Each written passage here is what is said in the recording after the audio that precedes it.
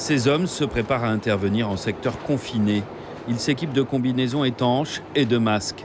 Sur ce chantier de désamiantage, rien ne doit sortir de ce bâtiment ni impacter ses ouvriers. Après le passage du sas, les ouvriers pénètrent en zone dépressurisée. L'alimentation en air se fait depuis l'extérieur. Vous allez retrouver des extracteurs qui permettent en fait de mettre en dépression la zone, donc d'éviter qu'il y ait de l'air qui puisse ressortir, faire en sorte que l'air sorte propre de la zone déjà. Et puis les opérateurs, ils sont également équipés de matériel spécifique, donc de masques.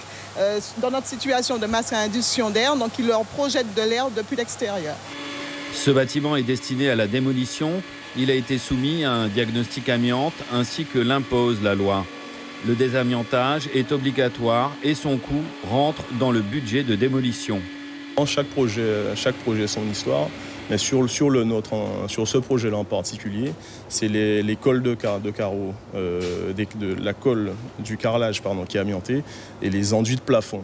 Donc pour ce projet-là, c'est une enveloppe de désamiantage d'à peu près 400 000 €. Et pour une partie démolition qui pèse à peu près 150 000 €.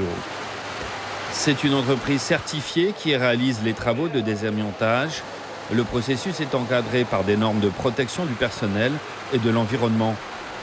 Nous vérifions via un organisme extérieur, un bureau de contrôle, l'émissivité de nos processus. Donc sur nos salariés, nous vérifions à quel empoussièrement nous les exposons.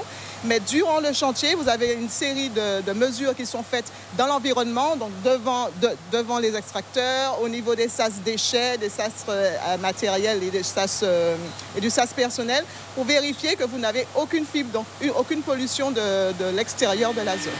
La fibre d'amiante est cancérigène et les moyens utilisés doivent permettre de bloquer totalement les minuscules fibres. Les déchets sont ensuite conditionnés et envoyés en métropole.